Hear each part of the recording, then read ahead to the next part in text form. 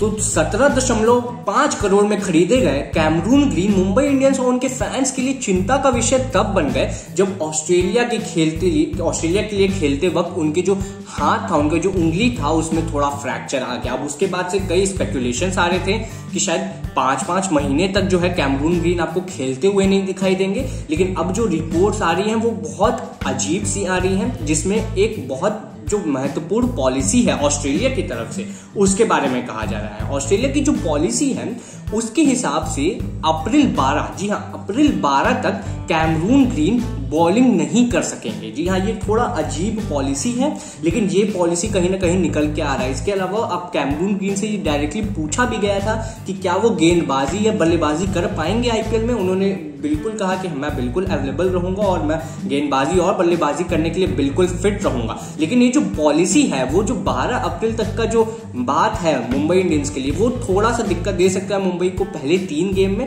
जहां पे शायद सिर्फ कैमरून ग्रीन एज अ बल्लेबाज प्रेजेंट हो, बॉलिंग ना कर पाए वो, लेकिन उसके बाद से वो फिर अवेलेबल हो जाएंगे और फिट तो वो तब तक हो ही जाएंगे। तो उसके बाद आपको कैमरून ग्रीन पूरी तरीके से मुंबई इंडियंस के लिए खेलते हुए दिखेंगे, लेकिन शायद पहले के 2-3 मैचेस में वो अपनी बॉलिंग जो है वो ना कर पाए। मुंबई इंडियंस उनकी बॉलिंग मिस कर सकती है। लेकिन अगर अब इसके बाद हम मुंबई इंडियंस के बारे में थोड़ा और चर्चा करें और हम इस बारे में बात करें कि क्या प्लान्स है उनके आईपीएल 2023 में, तो वो जानने में बहुत इंटरेस्ट आएगा। जी हाँ, आज इस वीडियो में हम उसी के बारे में बात करने वाले हैं। तो चलिए बिना किसी देरी की जल्दी से उसके बारे में चर्चा करना शुरू करते हैं। लेकिन उससे पहले बता दूं, हम लोग 2000 सब्सक्राइबर्स के बहुत करीब आ चुके हैं। तो अगर आपको भी अपनी टीम के बारे में और जानना है, आईपीएल से रिलेटेड ऐसी न्यूज सुननी है, तो इस चैनल को सब्सक्राइब करना मत भूलिएगा।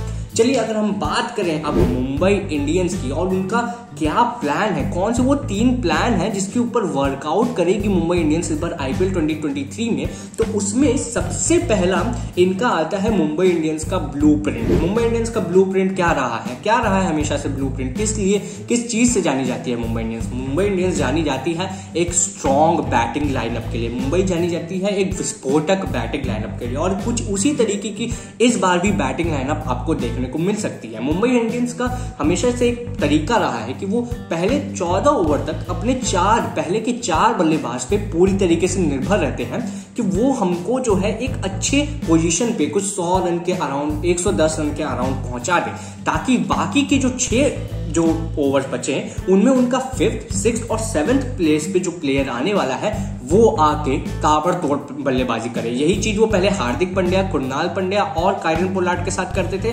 कुछ वही चीज इस बार वो कैमरून ग्रीन और टिम डेविड और शायद 7वें पे ड्वेन यानसन उनके साथ करता हुआ देख सकते हैं। तो ब्लूप्रिंट मुंबई इंडियंस बिल्कुल अपना फॉलो कर रही है और उसी पाथ पे वो लोग बढ़ रहे हैं, और इस बार भी आपको कुछ वैसा ही होता हुआ दिखेगा।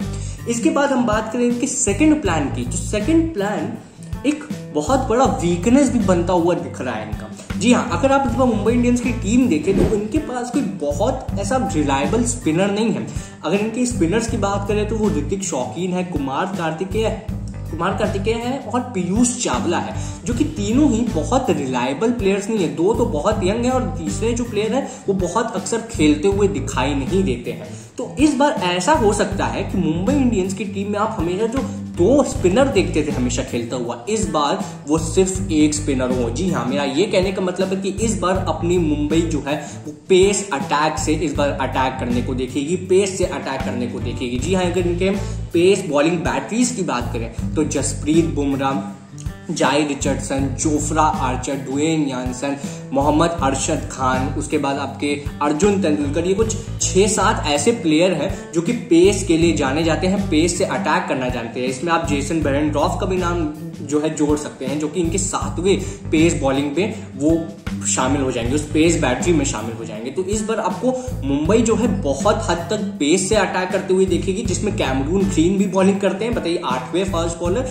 और हो सकता है कि स्पिन से इस बार मुंबई इतना अपना जलवा ना दिखा पाए, जिससे उनको थोड़ी दिक्कत हो सकती है। जैसे अगर वो चेन्नई के ग्राउंड पे खेलेंगे तो उनको थोड़ी दिक्कत होगी, लेकिन ज्यादातर ग्राउंड पे वो जहां खेलेंगे और स्पेशली वानखेड़े में, वहां पे ये टीम काफी कारगर साबित होगी और इस टीम को वानखेड़े में हराना इतना भी आसान नहीं होने वाला है। अगर हम तीसरे इनके प्लान की बात करें तो तीसरा प्लान इनका होने वाला है इम्पैक्ट प्लेयर को लेके। कौन होगा इनका impact player? Impact player basically आपका 12th प्लेयर है जिसको आप सब्स्टिट्यूट करके अपनी टीम में वापस से शामिल कर सकते हो। तो मेरे हिसाब से जो मुंबई इंडियंस का इम्पैक्ट प्लेयर होगा वो कोई और नहीं होगा, वो होगा जसप्रीत बुमराह। जी हाँ, जसप्रीत बुमराह हो गए इनके इम्पैक्ट प्लेयर, यानी बल्लेबाजी के लिए उनको नहीं शामिल किया जाएगा। उनकी जगह हो सकता है रमनदीप सिंह को या ऋतिक शौकीन को शामिल कर लिया जाए, ताकि टीम की जो बैटिंग लाइनअप है वो बहुत बड़ी दिखे। कुछ 7-8 तक लोग बैटिंग करते हैं, क्योंकि आपको पता है जोफ्रा आर्चर भी बैटिंग कर लेते हैं। तो 7वें-8वें नंबर तक जो है हो सकता है मुंबई इंडियंस की इस बार बैटिंग लाइनअप बढ़ जाए इस एक सब्स्टिट्यूशन से।